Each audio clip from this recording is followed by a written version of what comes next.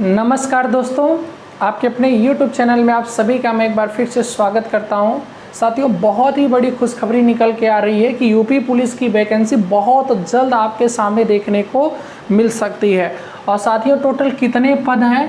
तो लगभग साथियों जो पदों की संख्या बताई जा रही है वो लगभग कितना है, 40,000 पद है। यह दैनिक जागरण वगैरह के काफ़ी अखबारों में भी ये एक न्यूज़ खबर निकल करके सामने आई है, जिसमें दो फ्रैक्शन है। 35,000 कांस्टेबल के पद होंगे और 5,000 में साथियों यहाँ पर जेल से संबंधित और पोस्ट यहाँ पर रहने वाली हैं। तो टोटल 40,000 पदों पर यूपी पुलिस में एक बड़ी वैकेंसी आ रही है। और साथियों, उत्तर प्रदेश की अगर सबसे कम पढ़ने के बाद सिलेक्शन जिस वैकेंसी में होता है वह उत्तर प्रदेश पुलिस में होता है। इससे आसान आप कोई एग्ज़ाम अगर देते हो तो इससे आसान आपको एग्ज़ाम नहीं मिलने वाला है। और तमाम प्रकार की खबरें आ रही हैं अलग अलग माध्यमों से कि हो सकता है साथियों कि जून लास्ट तक में ये वैकेंसी आ जाए। और कुछ यहाँ पर ध्यान रखने वाली बात है कि अगर वैकेंसी आती है आपको पढ़ने का ज़्यादा समय नहीं दिया जाएगा, क्योंकि खुद अपने मुख्यमंत्री जी का स्टेटमेंट है कि 6 महीने के अंदर हमको वैकेंसी को क्लियर कराना है। ये इन्होंने पिछले साल ही ये सब अनाउंसमेंट कर रखा था, बट अभी भी बहुत स्लो मोशन में चल रही है वैकेंसी। 2018 में के बाद 2022 में ये वैकेंसी आने की पूर्ण संभावना है और इसी मंथ के लास्ट में हो सकता है कि मे बी आ जाए। तो साथियों, यहाँ पर बहुत बच्चों के मन में एक प्रश्न रहता है कि क्या एज में उनको छूट मिलेगी कि नहीं, एज में उनको छूट मिलेगी कि नहीं। तो साथियों, जैसा कि आप सबको पता है कि अग्निपथ जो स्कीम आई, इस स्कीम में 17.5 से लेकर के 21 साल तक के छात्रों को के लिए योजना बनाई गई, जिसमें छात्रों को एक बहुत बड़ा आक्रोश हुआ और आज भी बहुत ज़्यादा छात्रों के द्वारा उपद्रव मचाया जा रहा है। और उनकी मांग है, अब बिल्कुल उनकी मांग है कि हमें 4 साल में रिटायर नहीं करना है। और पिछली 2 साल से वैकेंसी नहीं आई, तो लगभग ये सब कोरोना का बहाना देते हैं कि कोरोना के कारण नहीं आई है। तो उत्तर प्रदेश की वैकेंसी भी 4 साल बाद आने वाली है। तो 4 साल बाद साथियों, तो ये स्टेटमेंट भी है कि 2 साल की आपको अतिरिक्त छूट मिलेगी, 2 साल की अतिरिक्त आपको छूट मिलेगी। तो यहाँ पर लगभग साथियों अगर कोई 25 साल का भी युवा है जनरल कैटेगरी से, तो उसको साथियों अभी से तैयारी अच्छे से स्टार्ट कर देनी चाहिए, क्योंकि जब भी वैकेंसी आएगी तो आपको पढ़ने का समय नहीं मिलेगा। केवल आप इस कदर पढ़ाई स्टार्ट करिए अपना कि अभी आप जो भी पढ़ना है आप पढ़ते रहिए। जिस दिन वैकेंसी आ जाए और आप फॉर्म अप्लाई कर दो, उस दिन से केवल आपको प्रैक्टिस सेट सॉल्व करना है। क्या करना है साथियों? प्रैक्टिस सेट सॉल्व करना है। इसमें हम आपको बहुत अच्छी रणनीति बता देंगे, जिस रणनीति को आप फॉलो करोगे और देखोगे तो आपको खुद वाकई बहुत अच्छा लगेगा, क्योंकि यहाँ पर स्मार्ट वर्क की बहुत ज़रूरत है। आप जो पा रहे हो वही पढ़ते जा रहे हो, जो पा रहे हो वही पढ़ते जा रहे हो। उससे क्या हो सकता है कि अगला वाला लड़का चांस मार सकता है और आपके साथ दिक्कत हो सकती है।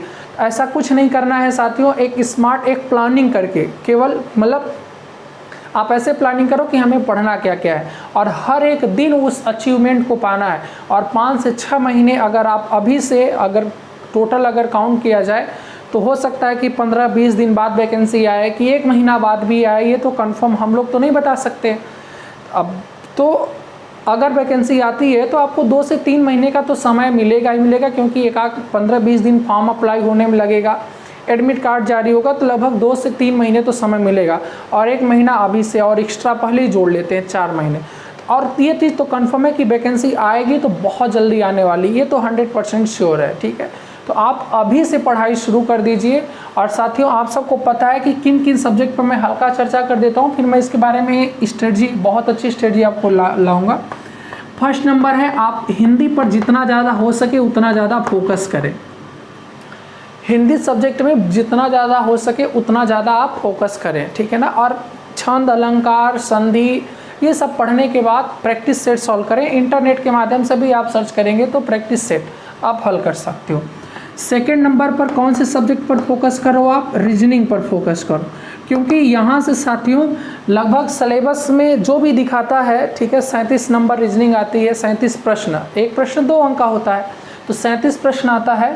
बट यहाँ पर एग्ज़ाम जो भी होता है लगभग 50 से 55 प्रश्न रीजनिंग का आ जाता है। मतलब कह सकते हो कि 40% रीजनिंग का बहुत बड़ा योगदान है, ठीक है ना। तो रीजनिंग को आप जितना ज़्यादा हो सके उतना ज़्यादा आपको साथियों फोकस करना है रीजनिंग पर, क्योंकि साथियों जितना आप जीके पर फोकस करोगे उससे कहीं कम में आप रीजनिंग और हिंदी पर कमांड कर सकते हो।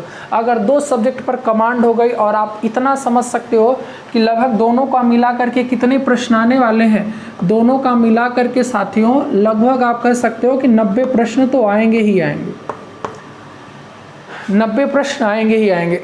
और 90 प्रश्न में अगर आप 80 प्रश्न कर लो, और 80 प्रश्न बड़े आराम से किया जा सकता है साथियों। ये दोनों सब्जेक्ट आप 1 महीना पढ़ो मन लगा करके और खुद से पूछो, आप बड़े आराम से 90 में से 80 नंबर ला ही सकते हो, 80 प्रश्न हल कर सकते हो, कहने का तात्पर्य ये है। और अगर साथियों आप 105 प्रश्न हल कर लेते हो, आपका हो जाता है, तो आपका सिलेक्शन कोई नहीं रोक सकता है। अब 80 प्रश्न आप हल कर सकते हो 90 में। बचा इसके बाद तीसरे नंबर पर आती है मैथ। देखो मैथ्स भी जो लड़का पढ़ रहा है वो समझता है चीज़ों को। अगर मैथ्स भी अगर लड़का पढ़ लेता है तो वो बड़े आराम से 40 जैसे 37 या 35 नंबर जो भी आता है उसमें से 25 प्रश्न वो बड़े आराम से कर सकता है, क्योंकि लगभग 50 से 60% ऐसे प्रश्न रहते हैं, 50% तो केवल गुणा भाग पर आधारित होते हैं, छोटा छोटा इक्वेशन बना करके उसको हल करना पड़ता है। बकिया 10-5 प्रश्न मीडियम वाले आते हैं जो काफ़ी मतलब अच्छे होते हैं, और 2-4 प्रश्न ऐसे आते हैं जो हाई प्रश्न होते हैं, उनको बहुत अच्छे से पढ़ने वाला लड़का ही अचीव कर सकता है। और लास्ट में चौथा साथियों आपको क्या पढ़ना है, यूपी विशेष पढ़ना है, यूपी विशेष पढ़ना है और करेंट पढ़ना है, करेंट पर फोकस करना है।